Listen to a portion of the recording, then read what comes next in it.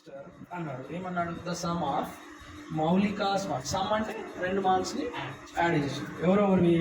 మౌలికా marks in in in what subjects? Mathematics and English. ఓకేనా? మరి ఇప్పుడు మనం ఏదో ఒక సబ్జెక్ట్ని ఆన్సర్ చేద్దాం. ఓకేనా? Latest let marks in mathematics. Okay, marks in mathematics ఏమనుకున్నాం? మ్యాథమెటిక్స్ ఎక్స్ అనుకున్నాం. సో అప్పుడు మరి దెన్ మార్క్స్ ఇన్ ఇంగ్లీష్ ఏమవుతాయి? వాళ్ళ రెండు సమ్ ఏమన్నాడు?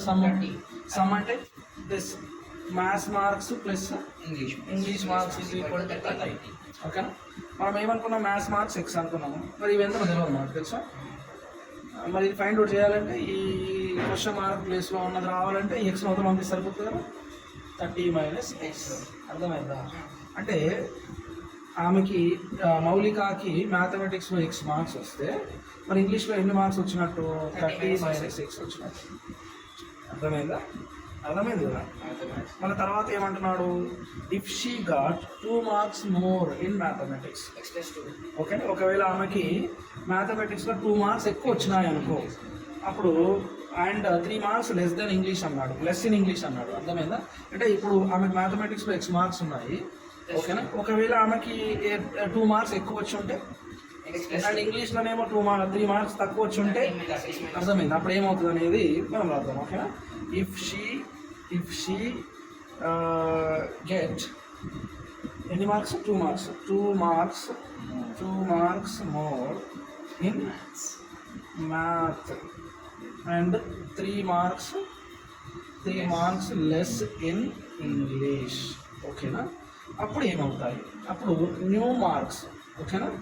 ఏ మార్క్స్ ఇప్పుడు వచ్చినాయి? New marks. దేంట్లో? మ్యాథ్లో ఏమవుతున్నాయి? పెరుగుతున్నాయి, తగ్గుతున్నాయా? x+2. ఇంగ్లీష్లో ఏమవుతున్నాయి?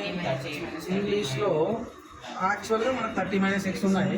మరి అవి ఏమైనాయి? తగ్గినాయి, అంటే -x. అంటే అప్పుడు ఏమవుతుంది? 27 - ఓకేనా? అప్పుడు ఏమంటున్నాడంటే ఇలా జరిగిన తర్వాత, అంటే ఒకవేళ మార్క్స్ ఇలా మ్యాథ్స్లో 2 మార్క్స్ ఎక్కువ వచ్చి ఇంగ్లీష్లో 3 మార్క్స్ తక్కువ వచ్చిన తర్వాత the product of our marks would have been 210 అంట. అంటే ఈ ప్రోడక్ట్ ఆఫ్ దీస్ 2 మార్క్స్ ఏవేవి? x+2 అంటే 27 - x. అప్పుడు ఏమంటున్నాడంటే x+2 × 27 - x is equal to 210. అర్థమైందా? ఓకే, మరి అప్పుడు ఈ 2 మల్టిప్లై చేస్తే సరిపోతుంది కదా మనకు. x × 27 అంటే 27x, x × -x -x². 2 × 27x అంటే 2 × 27 ఏమవుతుంది? 54 అవుతుంది. అంతేనా? 2 × 27 మళ్ళీ 2 × -x అంటే -2x ఈజ్ ఈక్వల్స్ టు 210.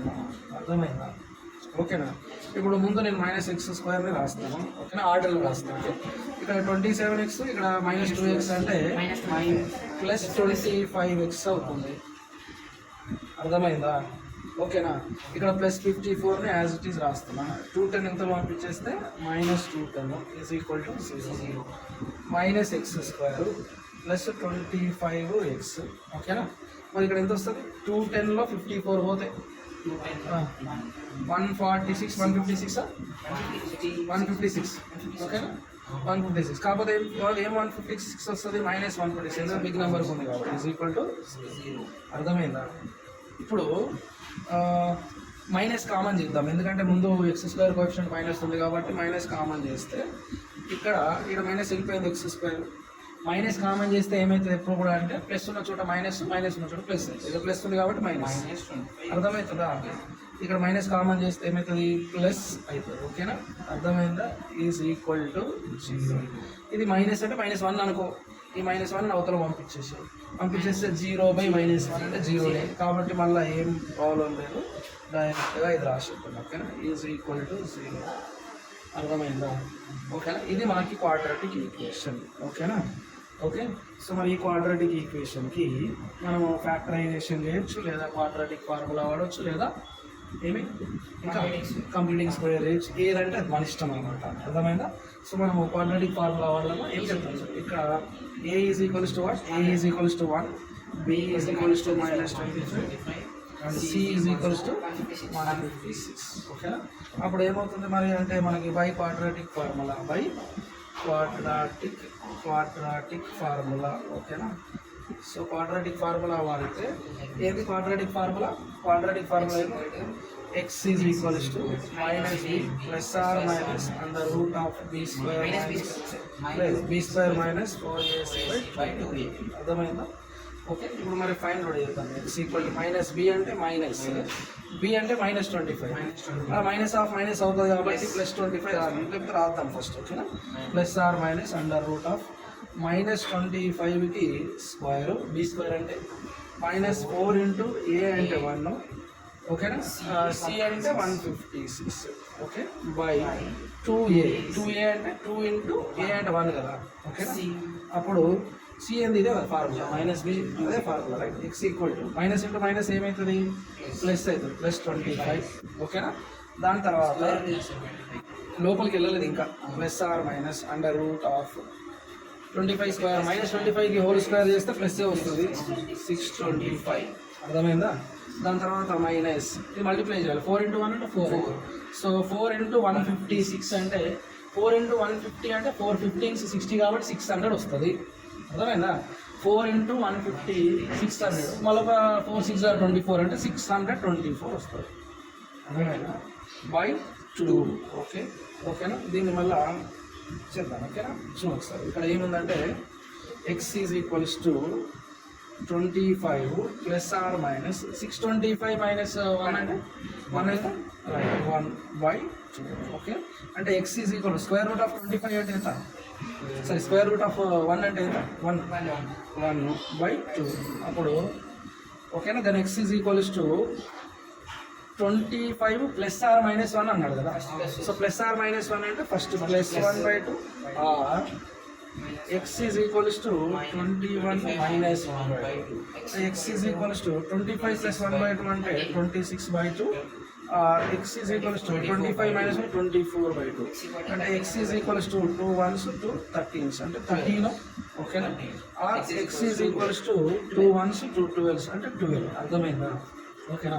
అంటే x అనేది 13 అవ్వచ్చు, x అనేది 12 కూడా అవ్వచ్చు. అంటే ఇప్పుడు మనం చూద్దాం, మనం ఏమనుకున్నాము, x అంటే ఏమనుకున్నాము, యాక్చువల్గా x అనుకుంటే మార్క్స్ ఇన్ మ్యాథమెటిక్స్ అనుకున్నాము. అంటే for example if x is equals to 13 అయిందనుకో, xకి 2 వాల్యూస్ వచ్చినాయి కాబట్టి ఇఫ్ x ఈజ్ 13 దెన్ మనము మ్యాథ్స్లో మార్క్స్ ఎన్నని చెప్పొచ్చు, మార్క్స్ ఇన్ మ్యాథ్ ఏమని చెప్పొచ్చు, 13 మార్క్స్ వచ్చినాయి.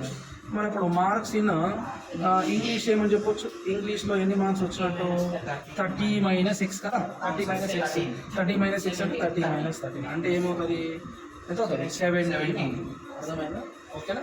సో ఫర్ ఎగ్జాంపుల్ అంటే ఇఫ్ x ఈక్వల్ టు 13 అయినప్పుడు మనకు మ్యాథ్లో 13 మార్క్స్ అయితే ఇంగ్లీష్లో 17 marks.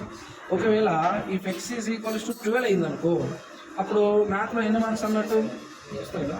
If x is equals to 12 అయితే మరి మ్యాథ్లో ఎన్ని అన్నట్టు, మ్యాథ్లో ఎన్ని మార్క్స్, మ్యాథ్లో 12 అన్నట్టు. అర్థమైందా? మరి ఇంగ్లీష్లో ఎన్ని అన్నట్టు, ఇంగ్లీష్లో ఎన్ని అంటే 30 - 12. అర్థమైందా? అంటే ఎన్ని మార్క్స్, 18 మార్క్స్. అర్థమైందా? అంటే ఒకవేళ మ్యాథ్స్లో 13 మార్క్స్ అయితే ఇంగ్లీష్లో 17 మార్క్స్, ఒకవేళ ఇంగ్లీష్లో 12 మార్క్స్ అయితే ఇంగ్లీష్లో 18 మార్క్స్. అర్థమైందా? ఓకే, ఆ రెండు యాడ్ చేస్తే చూడు 18 12 13, 13 17 కూడా 30. అలా సమ్ ఆఫ్ మార్క్స్ 30 కదా అన్నారు. అర్థమైందా? రైట్.